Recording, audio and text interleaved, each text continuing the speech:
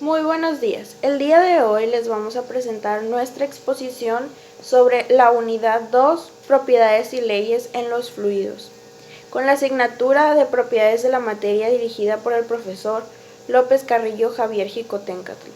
Nosotros somos un equipo del grupo 3-2 integrado por Alanis Ramos Edgar Antonio, Galvez Imperial María José, Gámez Félix Nidia Gabriela, Nevares Navarrete Brian Alberto, Ruiz Loya Heidi Marcela, Salazar Sánchez Juan Fernando y Barraza Mesa Bianca Vianey.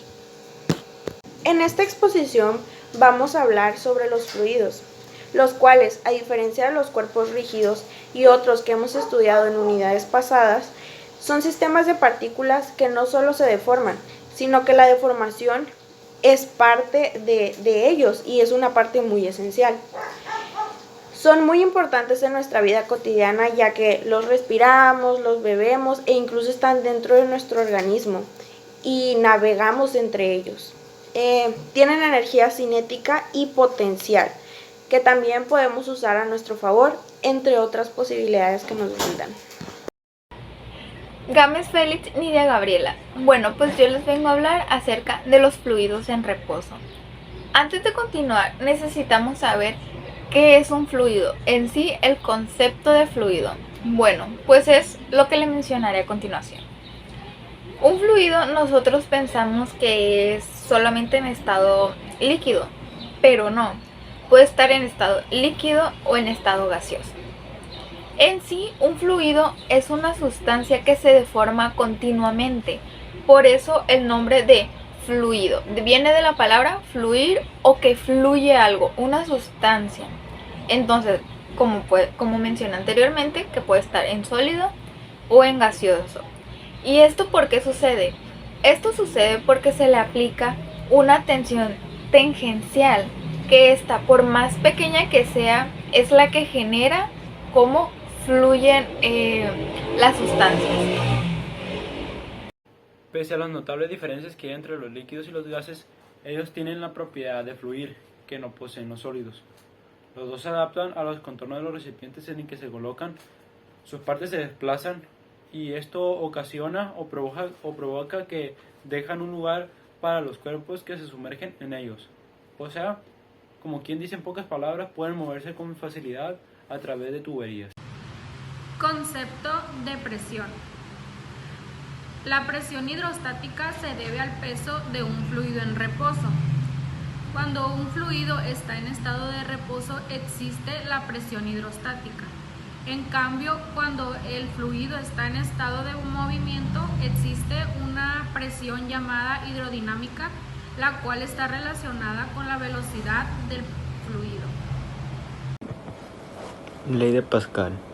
La ley de Pascal consiste en que la presión ejercida sobre un fluido encerrado se transmite íntegramente en todas direcciones y a todos sus puntos. Quiere decir que al ejercer presión sobre un fluido cerrado, inicialmente disminuye las separaciones de las moléculas en la zona que se han aplicado a la presión. A continuación hablaremos de la esfera de Pascal. El dispositivo consiste en un cilindro, uno de cuyos extremos termina en una esfera que tiene orificios. Al llenar el dispositivo con líquido o humo y ejerciendo presión con un embolo, de los orificios saldrán chorros en todas direcciones. La ley de Pascal es aprovechada en mecanismos como el elevador hidráulico y la prensa hidráulica, así como lo muestran las imágenes del lado izquierdo. Distribución en la presión en líquido y gases. La presión ejercitada por un líquido sobre un cuerpo sumergido en el aumento de su profundidad y por otro lado la presión atmosférica con la altura sufre una gran disminución. Al principio de nuestra exposición pudimos dar a conocer qué era la presión. Ya tenemos entendido qué es esto, pero ahora viene la siguiente pregunta. ¿Cómo se puede medir la presión? La presión se mide con diferentes objetos y puede haber diferentes tipos de presión. Por ejemplo, tenemos el manómetro de líquidos que se encarga de medir la presión en determinados fluidos, pero también tenemos el esfigmanómetro, que es el que utilizamos para medir la presión arterial, la de nuestro cuerpo. Y también podemos tener el altímetro, que mide la presión atmosférica real. Ahora les voy a hablar sobre algunos científicos que tuvieron que ver con el tema de la presión. Por ejemplo, Otto Guerick. En 1654, mediante una bomba neumática, extrajo el aire de la cavidad formada por dos hemisferios huecos de bronce, y con esto fue suficiente para evidenciar la presión atmosférica. También está Evangelista Torricelli, que en 1643 inventó el primer instrumento para medir la presión atmosférica, que es el barómetro de mercurio. A diferencia de los líquidos en los que la densidad se considera la misma aunque sea de diferentes profundidades, la densidad de la atmósfera varía, la cual disminuye a como va aumentando la altura sobre la superficie de la Tierra, haciendo que la ecuación de la presión con la altura no sea tan simple como la de los líquidos y tampoco sean tan fácil de deducir. Principio de Arquímedes. Bueno, el principio de Arquímedes decía que afirma que todo cuerpo sumergido en un fluido experimenta un empuje vertical y hacia arriba igual al peso del flujo desalojado. Como dijo Arquímedes, aquí tenemos dos ejemplos muy claros, que sería el submarino y los peces. Comenzando un poco con el submarino, dice: esta ley establece que la magnitud de empuje siempre es igual al peso del fluido, desplazado por un cuerpo sumergido hacia él. O sea, ¿qué quiere decir esto? Que un submarino tiene la capacidad de flotar y sumergirse a la vez, y que solamente en esta aumenta o disminuye su masa, pero jamás su volumen. O sea, su volumen está intacto, sin alteraciones y sin nada. Simplemente lo que cambia es su masa. Ahora, el ejemplo de los peces. Estos tienen la misma densidad que el agua y pueden regularla al extraer o comprimir el volumen de su tamaño. Ok, entonces, ¿qué quiere decir esto? Que el pez, al ir hacia arriba, puede aumentar su volumen, que hace que su densidad disminuya.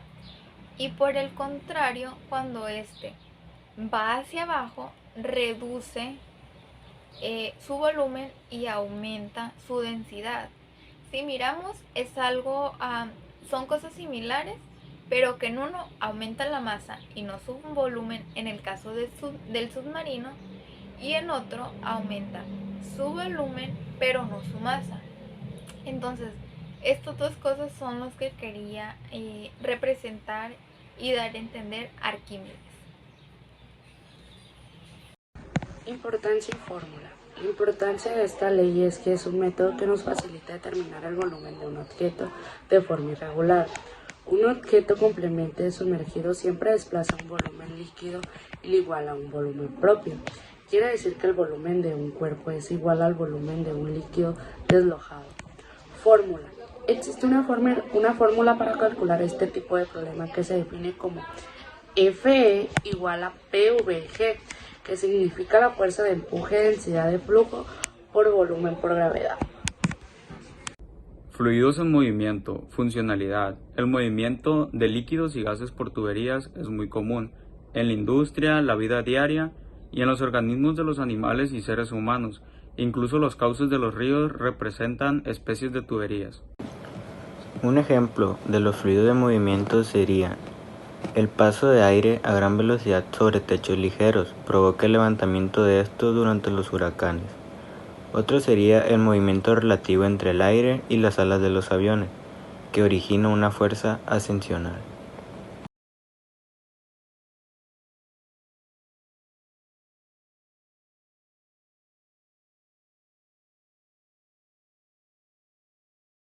En este punto nos dedicaremos al estudio de los fluidos en movimiento. Y para comenzar, vamos a tener que hacer una distinción entre los dos tipos principales de flujo, el laminar y el turbulento. Para entender un poquito mejor esto, lo que vamos a hacer es pensar en un incienso encendido. Vemos que el humo en un primer momento sube como una columna fina y posteriormente, un poco más arriba, se difunde de manera irregular y retorcida. La parte lisa de este flujo es el flujo laminar, y la parte con remolinos es la parte turbulenta. En el flujo laminar, el fluido se mueve mediante unas estructuras de capas regulares que no se mezclan entre sí. En este caso vamos a llamarlo flujo laminar estacionario. También hay que tener en cuenta que el movimiento entre capas genera una fricción que produce una pérdida de energía. Esta propiedad se denomina viscosidad. Pero para simplificar nuestro trabajo, vamos a definir un fluido ideal que va a cumplir con las siguientes condiciones. Es incompresible, no viscoso y es flujo laminar estacionario. La masa de un fluido en movimiento no cambia al fluir. Esto conduce a una relación cuantitativa muy importante que es la ecuación de la continuidad. Consideremos el flujo laminar estable de un fluido a través de un tubo o tubería y anexaremos una nueva definición. La tasa de flujo de masa se define como la masa delta M del fluido que pasa por un punto dado por unidad de tiempo delta T. Las tasas de flujo a través del área 1 y el área 2 deben ser iguales. Por lo tanto, aceptando y haciendo de algunas cuentas, llegamos a la ecuación general de la continuidad. Si el fluido es incompresible, además, la densidad no varía por la presión. Entonces, ambas densidades son iguales y podemos reescribir la ecuación de la continuidad de una manera más simple. Como vemos, el producto área por velocidad se denomina caudal volumétrico y es el volumen de fluido que pasa por un punto determinado en un tiempo, que unidades en el sistema internacional son metros cúbicos por segundo. Según la ecuación de la continuidad, la rapidez del fluido varía según la trayectoria, pero además la presión varía dependiendo de la altura y además de la rapidez del fluido. Podemos deducir una ecuación o una relación cuantitativa denominada ecuación de Bernoulli que nos va a dar la relación entre la presión, la rapidez del flujo y la altura para un fluido ideal. En esencia, el principio de Bernoulli afirma que donde la velocidad de un fluido es baja, la presión es alta, y donde la velocidad es alta, la presión es baja. Si se miden las presiones en los puntos 1 y 2 en la figura, se encontrará que la presión es más baja en el punto 2, donde la velocidad es mayor, de lo que es en el punto 1, donde la velocidad es menor. A primera vista, esto parece extraño, pero es así. Bernoulli desarrolló una ecuación que expresa este principio cuantitativamente y para deducirlo tenemos que aplicar el teorema del trabajo y energía a una sección del fluido en el tubo. Esta es la ecuación de Bernoulli y dice que el trabajo efectuado sobre una unidad de volumen de fluido por el fluido circundante es igual a la suma de los cambios de las energías cinética y potencial por unidad de volumen que ocurren durante el flujo. O podemos expresarla también en forma más práctica, donde también los subíndices 1 y 2 se refieren a posiciones cualquiera del tubo de flujo. Por lo tanto, podemos reescribir la ecuación de forma más simple de esta manera. La ecuación de Bernoulli se aplica en muchas situaciones, como por ejemplo en el cálculo de la velocidad del líquido que sale por un edificio en la parte inferior de un depósito. Eligiendo el punto 2 de la ecuación de Bernoulli como la superficie superior del líquido, suponiendo que el diámetro del depósito es grande en comparación con el del orificio, la velocidad en este punto será casi cero. Los puntos 1, el orificio, y 2, superficie superior, están abiertos a la atmósfera, así que la presión en ambos puntos es igual a la presión atmosférica. Entonces, la ecuación de Bernoulli se convierte en el teorema de Torricelli. La velocidad de salida del líquido por el orificio es la misma que la de un objeto que cayera en caída libre desde esa misma altura. Esto no es de sorprendernos. ¿Por qué? Porque la ecuación de Bernoulli está basada en el principio de conservación de la energía. Hasta aquí con fluidos en movimiento. En el material complementario encontrarás una serie de apoyos que te ayudarán a entender mucho mejor todo esto.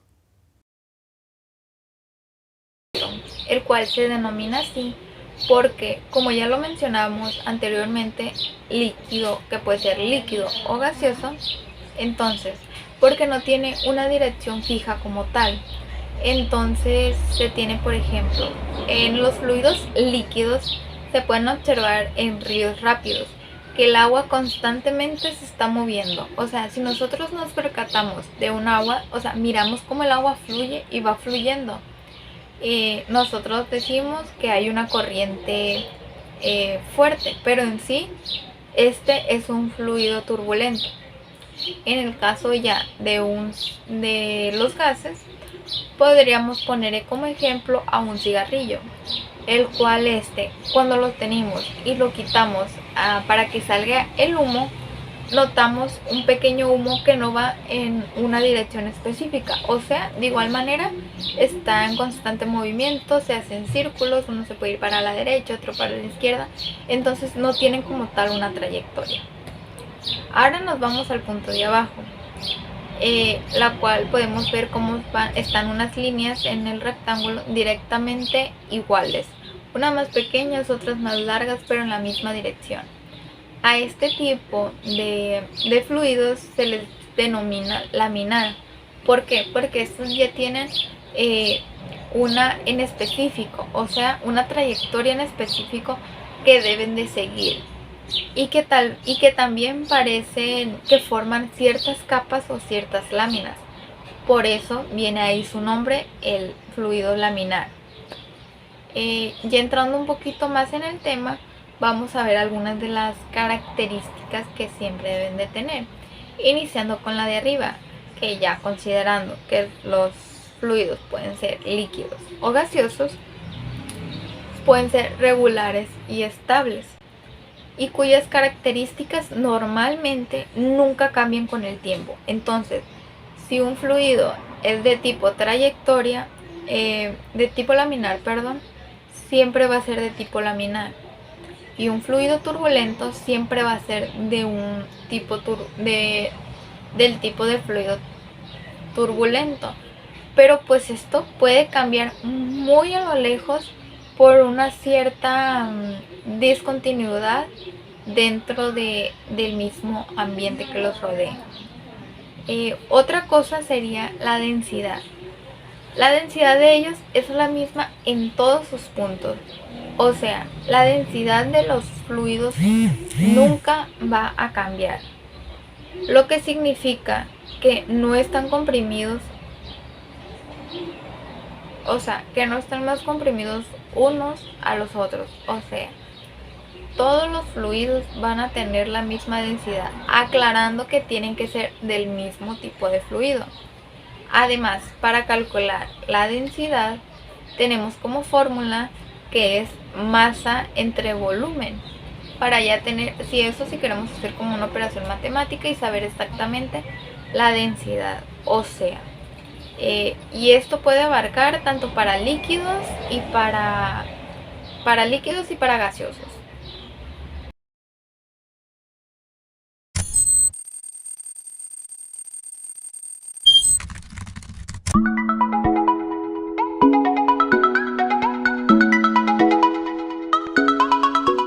Ecuación de continuidad. La ecuación de continuidad no es más que un caso particular del principio de la conservación de la masa. Se basa en que el caudal o gasto del fluido ha de permanecer constante a lo largo de toda la conducción. Dado que el caudal es el producto de la superficie de una sección del conducto por la velocidad con que fluye el líquido, tendremos que en dos puntos de una misma tubería se debe cumplir que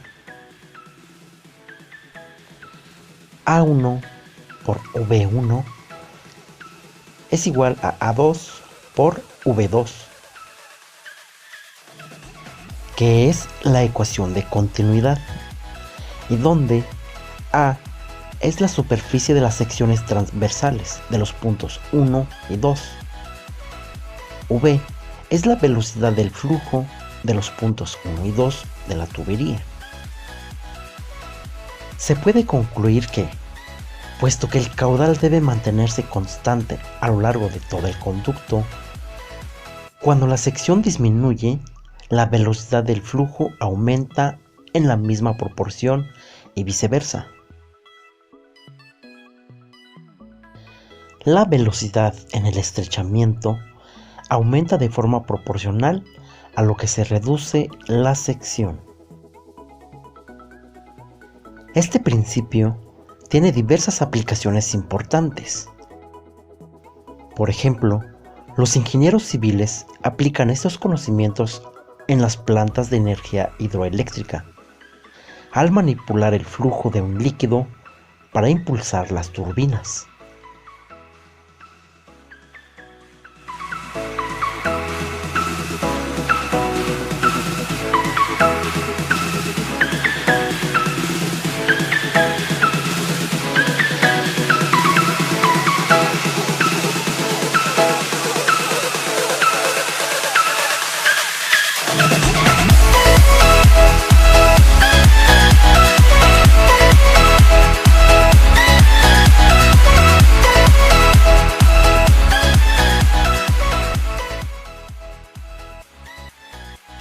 A continuación, resolveremos un ejercicio de aplicación.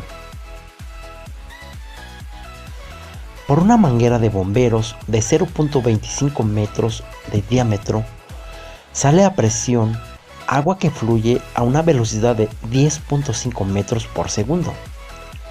Si la manguera se achica en su boquilla de salida a 0.1 metros de diámetro, ¿con qué velocidad saldrá el chorro? Primeramente, anotamos los datos con los que contamos. Tenemos la medida del diámetro del punto 1 y del punto 2. También tenemos la velocidad en el punto 1. De fórmulas, tenemos la ecuación de continuidad. Despejando, podemos calcular la velocidad en el punto 2. En este video no se explica de manera detallada sobre cómo hacer despejes de fórmulas, pero acá abajo te dejaré el link de un video referente al tema por si tienes dudas de cómo hacer despejes. También necesitaremos la fórmula para calcular el área de la sección transversal de los dos extremos. Recordemos que para sacar el área de un círculo tenemos que elevar al cuadrado la medida del diámetro, multiplicarlo por pi y a todo eso dividir entre 4. O bien, simplemente multiplicar pi por el cuadrado del radio. Cualquiera de las dos fórmulas nos lleva al mismo resultado. Finalmente, sustituimos valores en las fórmulas para calcular las áreas. Sustituimos valores para obtener la velocidad en la sección 2. Haciendo operaciones. Bueno, amigas y amigos, es todo por hoy. Si te sirvió la información, gracias por tu like.